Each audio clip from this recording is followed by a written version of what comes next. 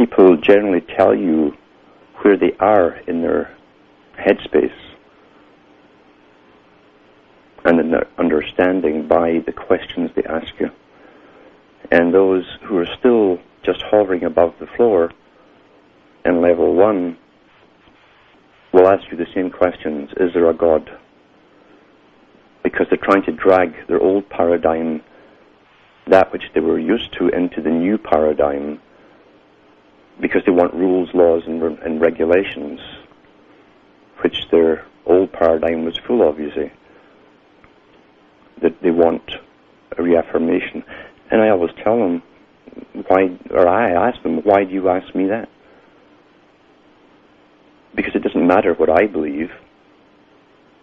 Belief can only be a personal thing if it's based on experience. And it's more important that the questioner answers that question for themselves. And the big scary thing is, well, what if there isn't? Or what if it's not the old guy in the sky, the big father figure, who's going to watch over me?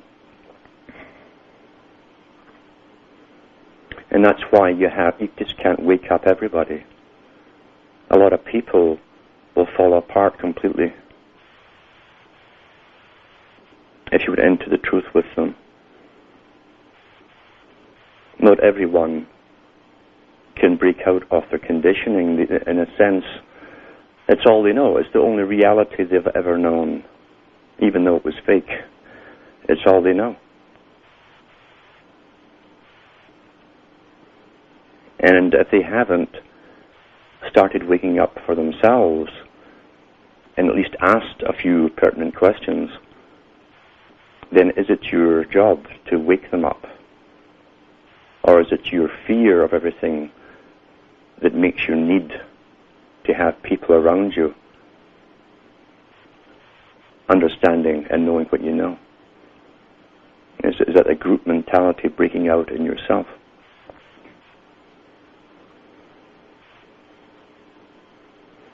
The world is going through massive changes, always has been. The culture has been turned upside down, not for the first time. Go back to Plato again, he talked about it 2,300 odd years ago. And most folk float through the changes as though it were quite normal. Even though there's chaos within their own lives and all around them, they still think it's normal, because they can't think for themselves. They only think what the media tells them to think, like Mr. Kissinger said. And he should certainly know.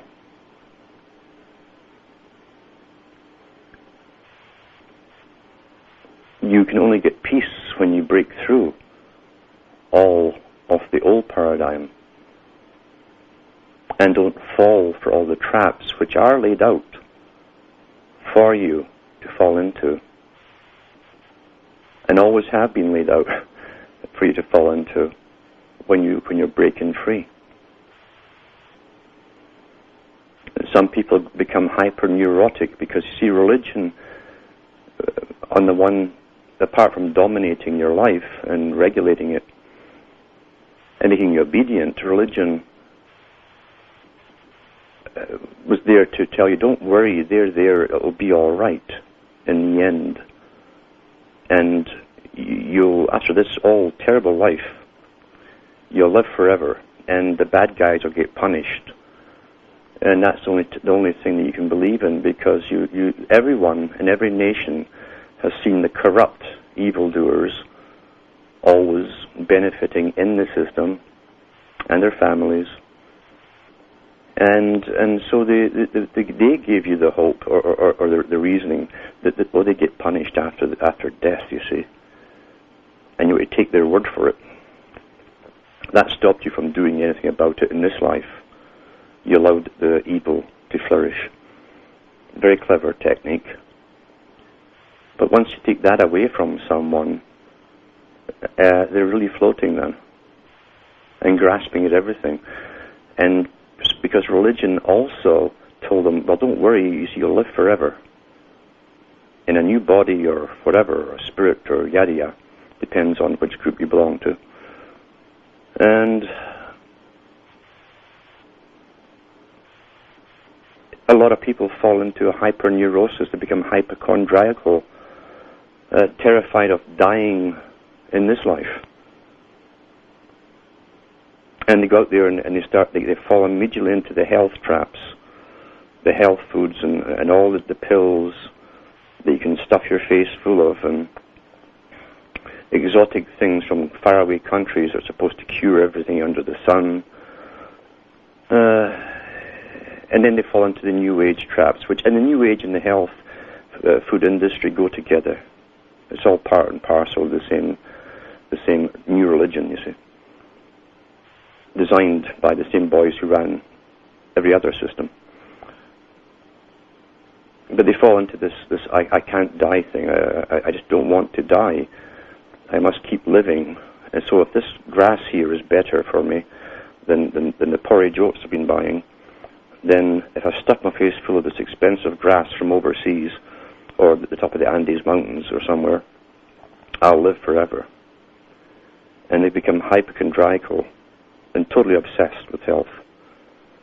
And almost like religious fanatics with those around them who want to do the same as they do.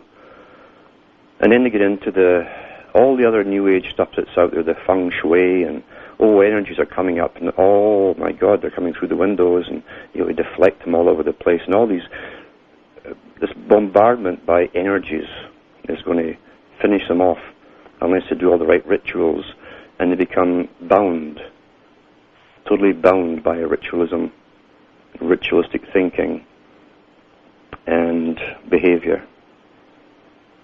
Again, this is intentional. It was created from the top. Nothing would exist in this system. Nothing. Especially, nothing would definitely be promoted in this system unless it was authorized to be there.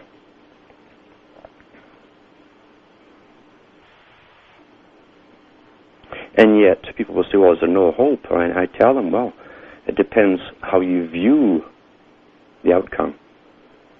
And traditionally, in the West, because we've been taught groupthink all the time, and we've been taught nationhood and us against them, there's always a them somewhere, we've been taught that we all sort of go together in heavenly chariots, all together to the same place. And that's all nonsense. It's nonsense. Even in Christianity, I don't think the one they're founding it after ever said he came to save everybody.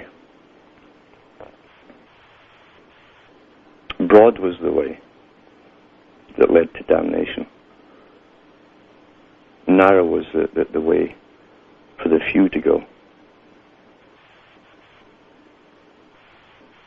And there's a deeper truth there than people realize. And it's an eternal truth, you see. That wasn't the first time that had been written down. And in fact, most of the things in the New Testament were all said long before, over and over again, because there are eternal truths built in there as well.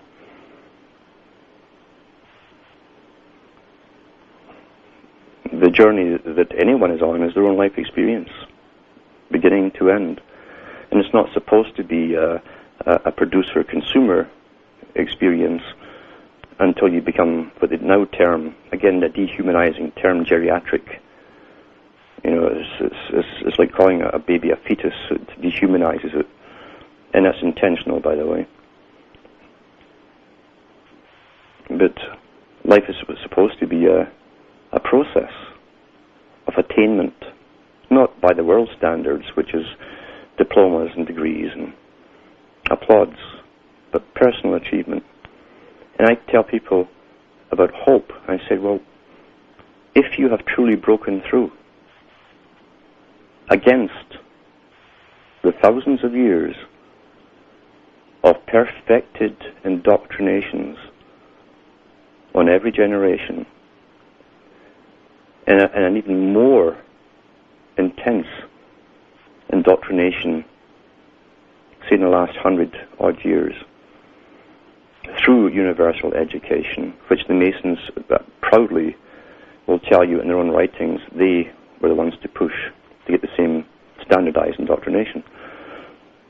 If you've broken through all of that and your religious indoctrination to give you terror at the thought even of thinking for yourself, if you've broken through all the conditioning, you're so apt to miss a vital thing.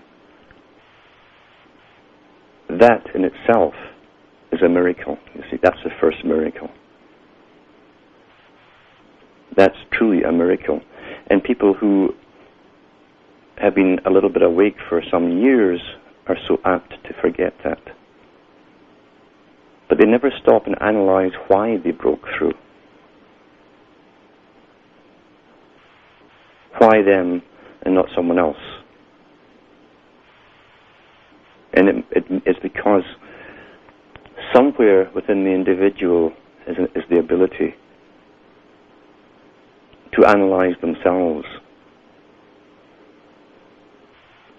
Every trait of evil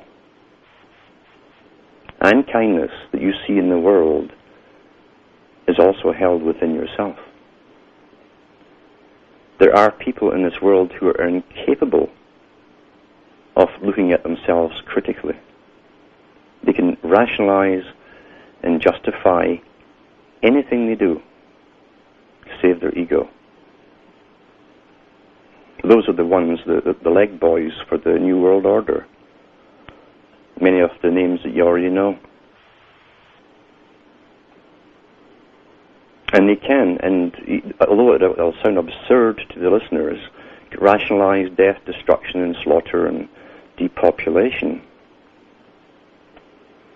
So someone who's broken through has the ability to see all of those critical things within themselves, possibilities.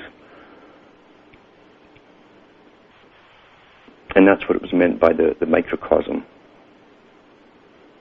Everything that has happened in the world and can happen, the potentials are all within yourself as an individual. So people who have broken through have also had the ability not only to recognize that there was something intensely wrong with everything around them, but they also have the ability to reflect upon themselves. Because how could you possibly scream about the New World Order and what's coming down the pike if you haven't thought out a process of how to steer everything in a different direction?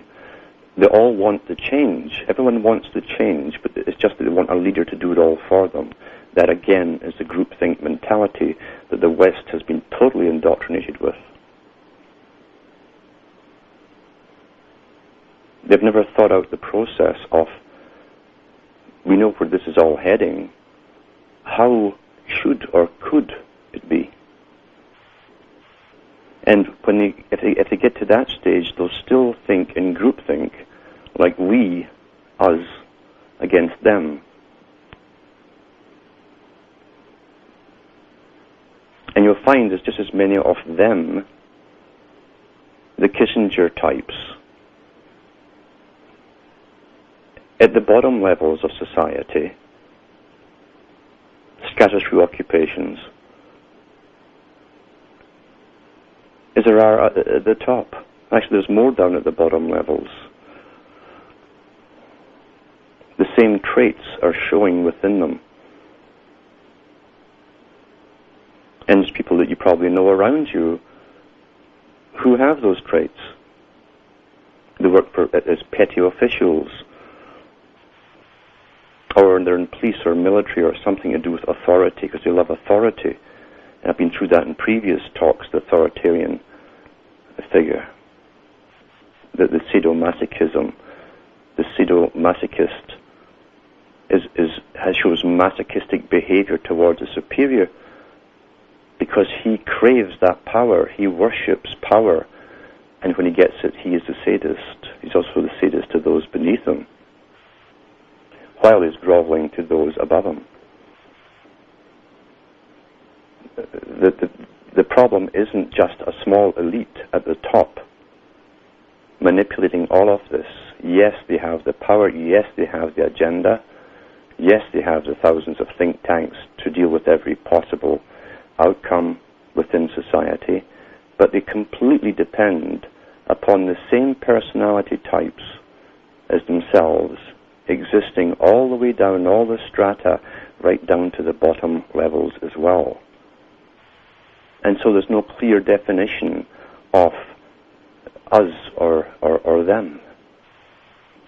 We're dealing with types of personalities here.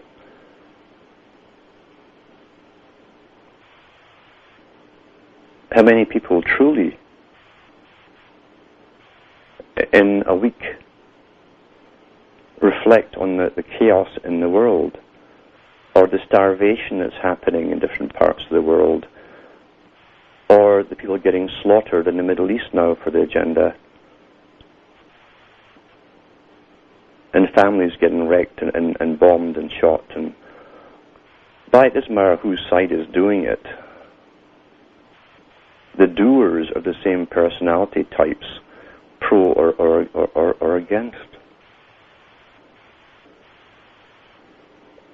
But how many people truly sit and think about these things and go off and ponder?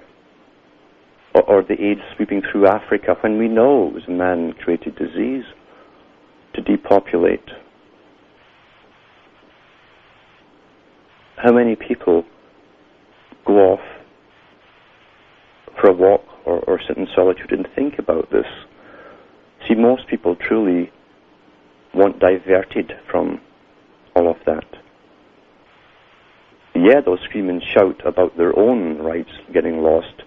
They'll scream and shout when they feel the force around them getting closer to themselves. So all you're really seeing is a reaction to individuals being touched by the evil that's all around them. It's almost like screaming if someone burns you. In fact, it's very much like that. Whereas, how many of them would be screaming at all if they were not being burned? It was just everyone else around the planet that was being burned. Would they give them a second thought? You see, we're tremendously, tremendously selfish.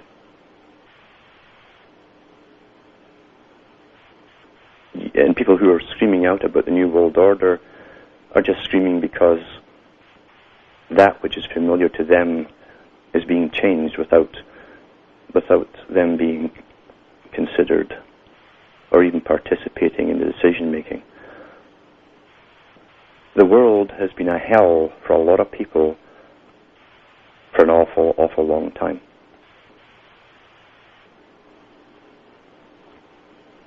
We love to think that we're all sane. But what would you call sanity? What is sanity? What is civilization? What is progress? Who defines these things for us? When you stand back and look at most eras down through history, and people look back with nostalgia, they make movies, nostalgic movies, about fictional 8 times. And the closest they get to reality is to show you an upper middle class and the little things that absorb them, little dramas they go through under the guise of fantasy or drama. And yet they never tell you the other side of the story, when the masses of people were suffering horribly in squalor and poverty. We don't want to look at that as too depressing. And that which we will not face will be repeated on every generation until we do say enough, enough. The system we are living in, if we take away all the flags and the banners and the propaganda and the tinsel, this system is anti-human. There's nothing human about it. It's anti-human. It croaks the life out of humanity.